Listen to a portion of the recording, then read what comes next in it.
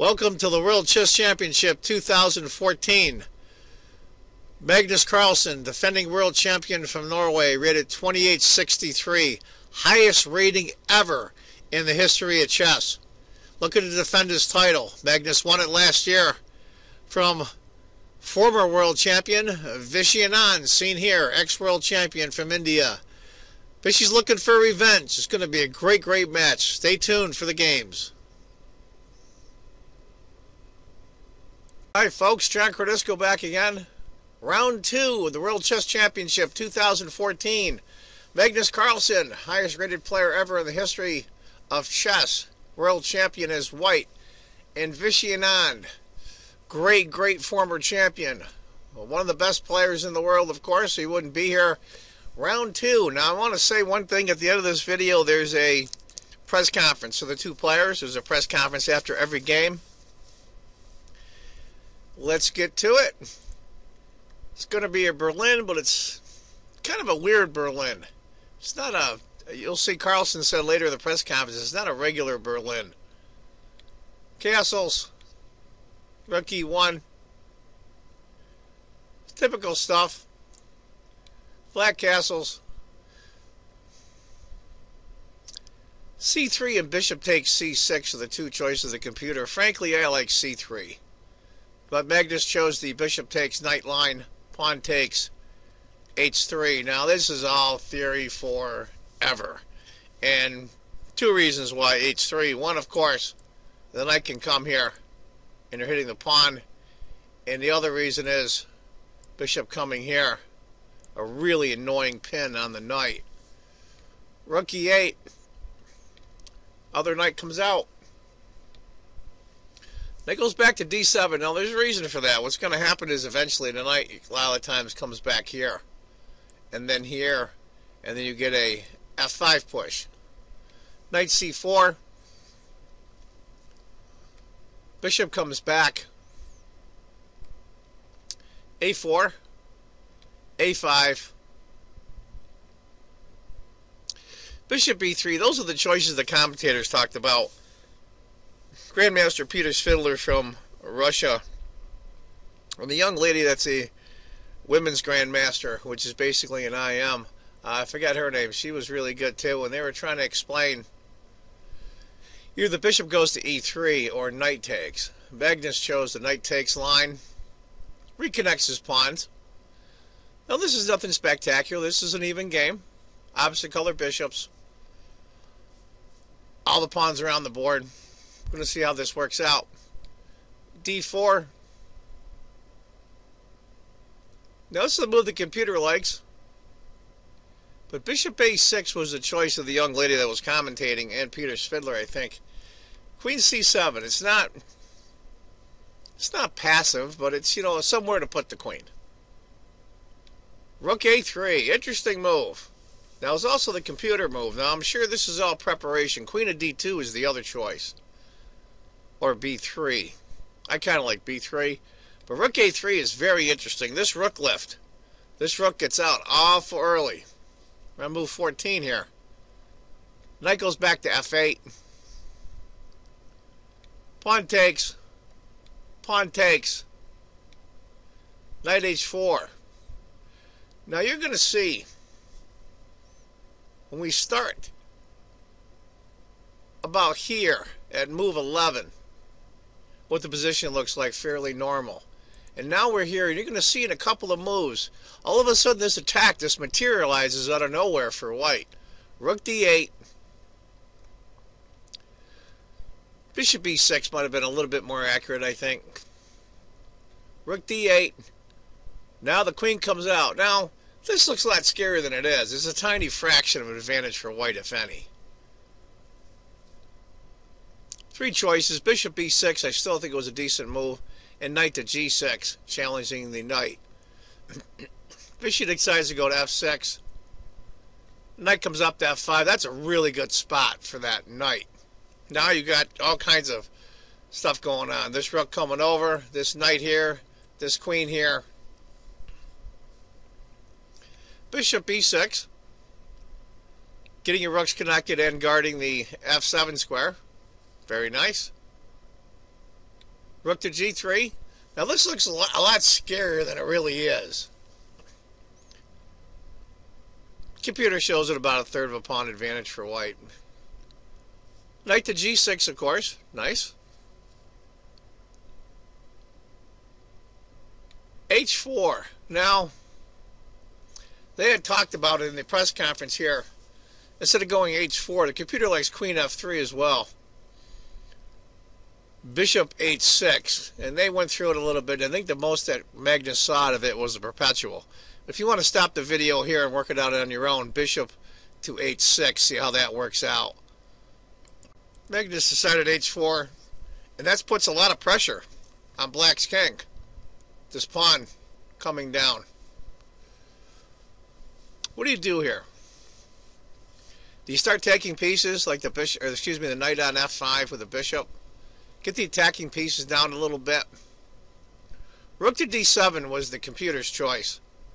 Or C5. Or B5 were the three choices. Vishy plays bishop takes. That might be a small inaccuracy. After pawn takes, knight goes to F4. Now, this isn't the end of Western civilization for Vishy at all. It's starting to get unpleasant. This double rook queen ending is very, very much in white's favor, as you'll see. Bishop takes, pawn takes. Rook to C3. Going right after that pawn already. Now what's really fascinating is the queen guarding this spot and this rook. This ties down black considerably. Considerably. You can't move the rook. You can't move the rook up or its mate. So he's pretty much hogtied right now, Vishy is. So he's going to have to make the best of a really crappy situation. C5.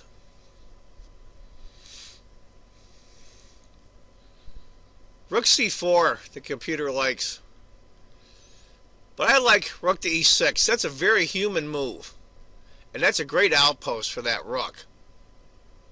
Now later down the road, you might get rook here and then rook over.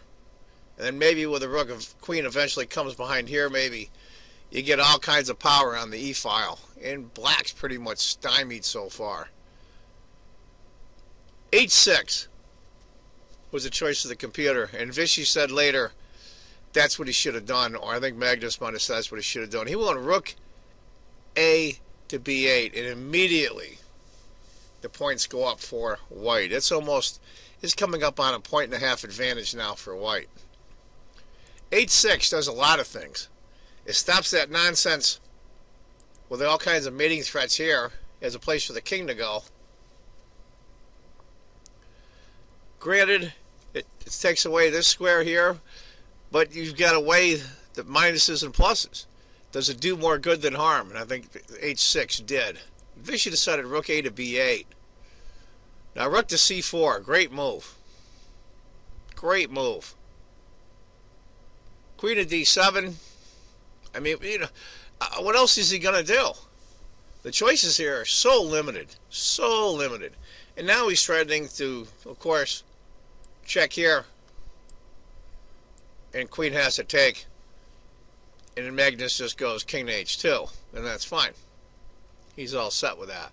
And I'll tell you, white's king's in really good shape here, safety-wise. Black king's a little iffy. Rook to F8. And the points go up a little bit again. I don't think he blundered in this game at all so far. It's just minor inaccuracies, and they're starting to pile up. Little by little. 1/10 of a point here, 20th of a point there, 1/4 of a point here, and they're starting to accumulate. It's almost a 2-point advantage right now for white. Rook to E8, I think, was worth looking at. Then the other rook comes over. Rook takes, pawn takes, queen E7. Now that's not great for black, but I think it's a lot better than the way it worked out. Easy for me to say. And this is the part when I want to interject that. I think this game so far,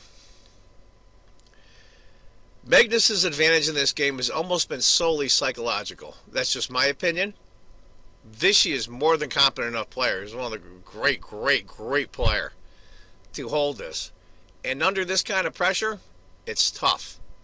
It's tough. It's tough. Even guys like me, 1,600 players, when you're defending a really unpleasant position for hours on end, boy, that just takes it out of you, I'll tell you. Takes your spirit right out of you. So Magnus comes over the other rook. Rook F7 maybe was worth a shot, I think. Rook B7. And the points are slowly going up for Magnus. Now this is where I think in the last 3 or 4 or 5 moves, Vichy's starting to get a little wobbly here. Around move 27. Now they're pretty close on time, but the time is slowly creeping down. And now we're going to be helping move 28, queen to E2 for white. Now that's a great, I think they call that now Yekin's gun, where you have bang. It's beautiful. A lot of power right there. And I'll tell you, what's Black's rook's doing? Defending. They have absolutely no counterplay. No counterplay at all. B5. Interesting might have been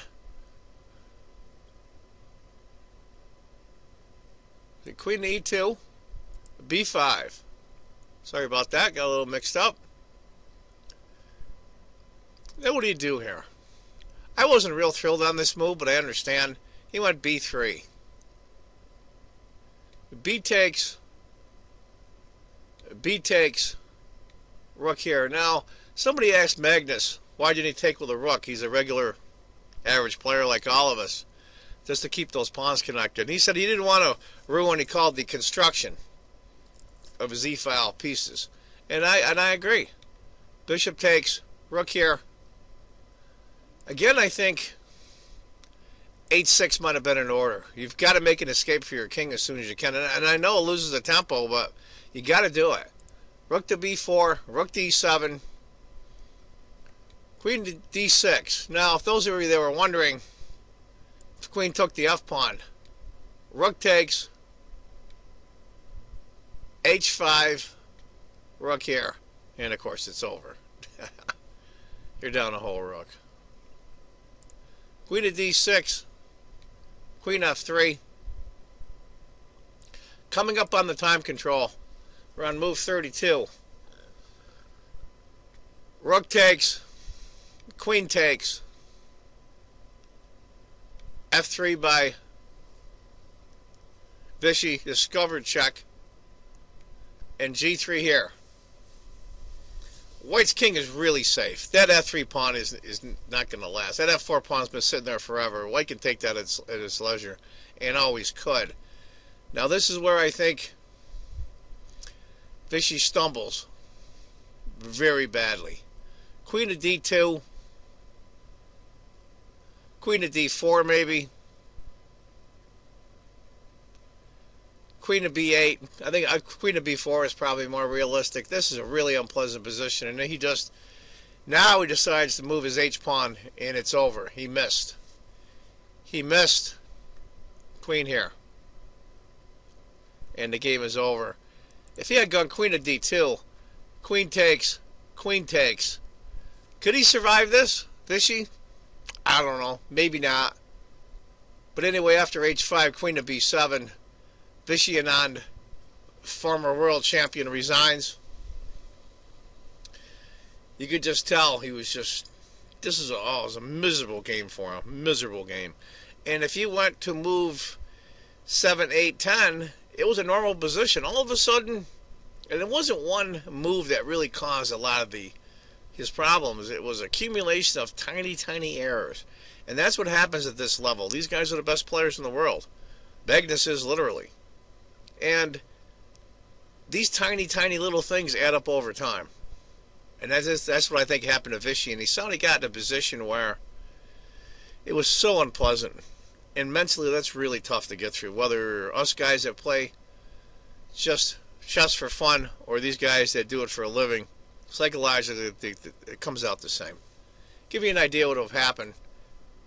He'd had to take the rook, and the queen takes. And, of course, that ends the game. You're down a rook for a queen. Anyway, folks, that's round 2. The game from the World Chess Championship 2014. I hope you enjoyed it. I want you all to watch the press conference at the end of the video. Granted, some of the questions are dumb and the players do the best they can to answer them, but nonetheless, it's still somewhat entertaining. And I want you all to remember, if you think chess is just a game, you're not playing it right. Take care, folks. Bye-bye. And then we start with the cameras. Thank you. Excuse me? Excuse me? You should sit down, please.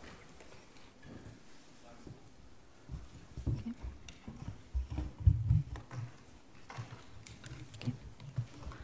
Ladies and gentlemen, welcome to our press conference. This is a voice. Welcome to our press conference. We have the second round to be over, and world champion Magnus Carlsen won the game with white pieces. Can you please tell us what happened in this game?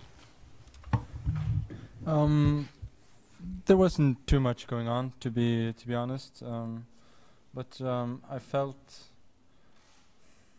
yeah, I might have a slight initiative, and then here after 19 moves rook g3, I was getting a bit more optimistic, and well, if black has to go knight g6 and go for this position, then it's clear that something has gone pretty seriously wrong. But yeah, as we discussed briefly, that maybe queen f7 is more precise, and then queen to e2, and maybe knight e6, rook g3, king h8, and black should be quite all right.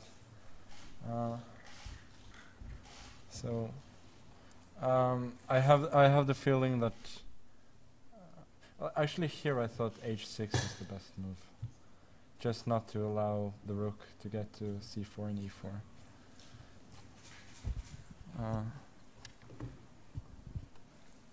I don't know.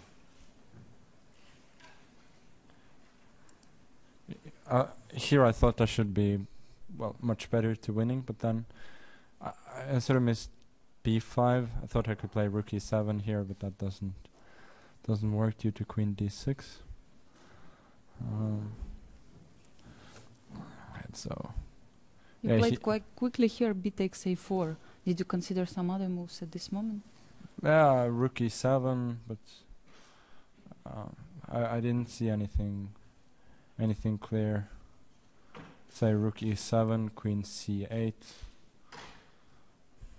and if queen g4, then takes rook f7. I don't see how to proceed.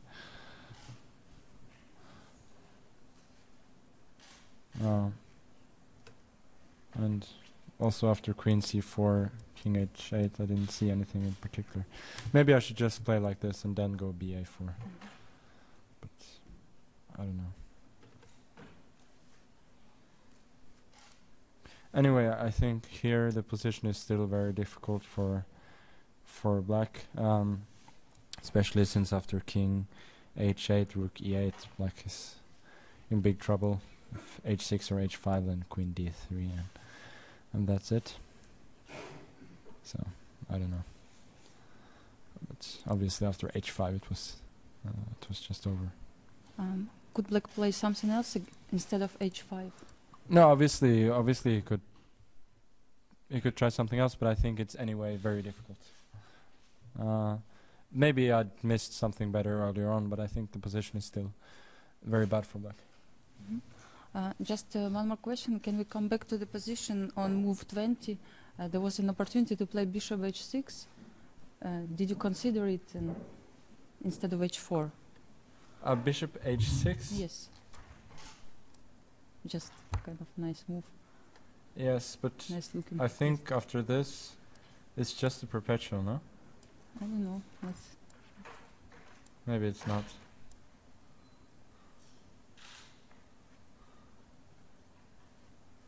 I can take on h6, take on f6, queen f7. No. I don't know. I have a perpetual, but I didn't see anything more. So you thought here it's just perpetual, right? just to clarify. Yeah. Actually, I just saw in some other line. I thought H4 was very good, so I didn't look too much for other things.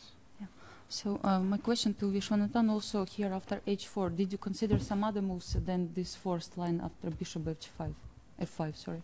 Yes, I think like he pointed out, Queen F7 was better. Queen F7 is much better. I just miscalculated something up with Bishop E6, and to be honest, there aren't any really easy choices. After this, it's a little bit unpleasant. And in the end, of course, Rook AB8 was just a blunder. I had to play H6 and Rook D4 for what it's worth, because at least the other rook is a little bit, let's say, dominated. It can't get to where it wants to get. What do you think was, I mean, when things went wrong in this game for you? You said it was not easy, but maybe you can say about some particular moment. Well, like I said, Queen F7. Queen F7. This was his point. Yeah, I think before that it's an absolutely normal position. Yeah. And just one more question about this move Knight B6, because there were many questions in Twitter also. Just could you just try to wait and not to force this, or you had clear plan at this moment? No, I wasn't particularly thrilled about taking on B6, but I didn't see too many useful moves. So, thought he's preparing D5. I mean, I didn't see what I can do. I can go Bishop D2, but yeah, doesn't look very impressive to me. Also, can just go Knight F8, I think, and then Knight to G6. Possibly after that F6, D5. Think Black is okay? So I thought even Knight takes B6 wasn't not too bad here. It's threatening F5, and I think if D4, ED4, Knight D4, Bishop D7, it's nothing special.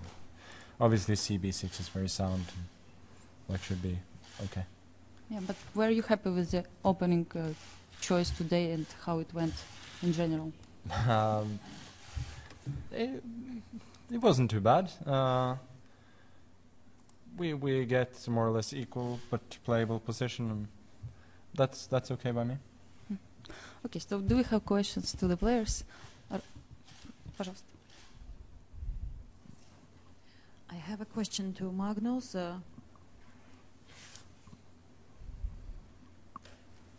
Maybe second micro. I have a question to Magnus. How does it feel for you to play in Sochi? Are you satisfied with the playing venue, food, hot, and all things like that? The question was to Magnus. I will repeat because it was not sound. Are you satisfied with playing in Sochi, with the condition and everything so far? Yeah. Well, my team and I were taken well care of, and I'm able just to concentrate on chess, which is what I do best. So I'm happy. Okay. Other questions, please? I'll try to use microphone, which is on this, on the left. Vishy. Just try to speak more loudly. I think the microphone will work. Just put it close. One. It works. Just speak loudly. Vishy, will you change your approach in the next matches? Next games, I think. Well, I mean, if you mean I play a better game than today, then certainly yes. Other questions to players? Yes. Sorry, just microphone. Give the microphone to the journalist. Девочки, можно микрофон, пожалуйста? Вот журналист ждет. Пожалуйста, вот здесь. Поднимите руку, please. For the second time in 2 days, you've been wobbly in the third hour of play. Any thoughts? I didn't quite look at it that way. I mean, in terms of the hours, I just thought I kept hesitating between Queen F7 and Bishop E6, and somehow went with the. Even there, it's not catastrophic, of course. There are many moments after that, but maybe the slip up had started already. Magnus, fitting day to break down the Berlin defense. Well, that's true. Well, this wasn't a true Berlin though. But I didn't actually think of that. That's clever. And one more question. Did you feel that this game came down to you playing well, mostly, or your opponent not playing so well? Well, I just tried to put him under pressure. I don't know if I played the most accurate way. I think he could certainly have defended better, but you cannot win in chess without mistakes, obviously. So you got to play well to induce those. Please. Девочки, пожалуйста, микрофон. For us ordinary players in the audience, it was a bit strange to see you take on a4 with the pawn, Magnus. What did the players feel about that move? I mean, positionally it looks a bit strange. Yeah, I just thought I have a very nice construction on the E file, and I should not break it up by moving the rook away. Maybe that was wrong, but it felt more natural to take with the pawn. But again, maybe rook takes a4 works well, but thought anyway rook b4, rook a5, and then he can go f3, and there are some difficulties.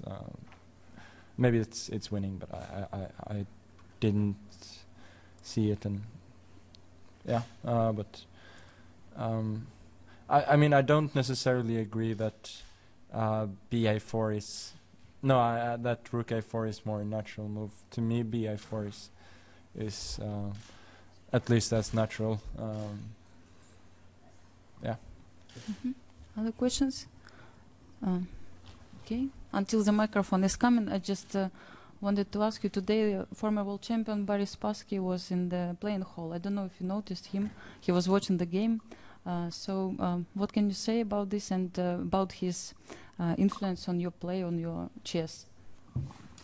Well, I didn't really see him. I saw that there was an older man with white hair, but I didn't know that it was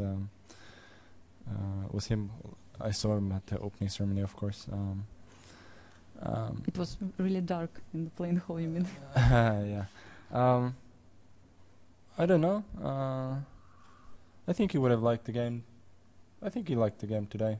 I don't know if you asked him, but I think he did.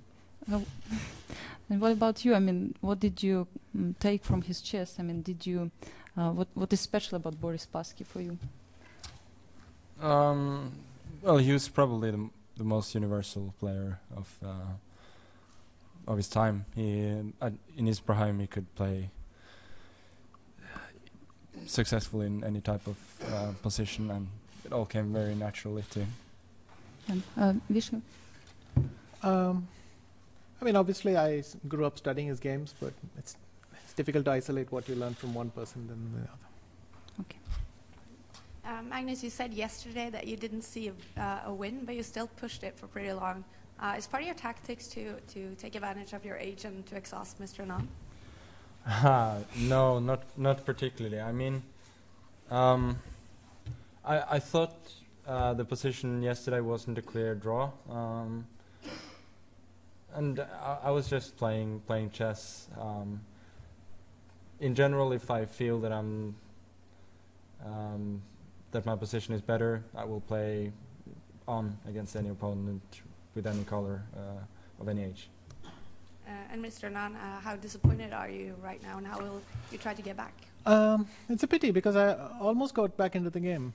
So it's a pity that I threw it away. But what can you do? You have to go to the next game. Okay. Other questions to the players? Let's say 2-3 last questions. Magnus, you have played 2 games where you have put Anand under pressure for almost entire games. How does that feel? Well, that's good for me, but it's still early, and I have to keep up the pressure and Today I feel that I didn't play in the most precise way after I gained an advantage, so I still need to improve. What did you think when you saw the blunder from Mr. Anand? Well, at the end, you mean? Well, I was surprised, and I had to double check if Queen D7 was really winning. But I think at that point, it's anyway a dreadful position to defend. I talked to your father. He said that this was maybe a father's gift to him today on Father's Day. Is that true? No, I've played mostly for myself throughout my career, and but if you think so, then good for him. Yeah. Other questions? Русскоязычная аудитория также приглашается задать вопросы, я переведу. Okay, no. 3, it's enough. There is one more person. Asking me or Both. Mm-hmm. We'll see. Relax, maybe some sports. Yeah. Friends.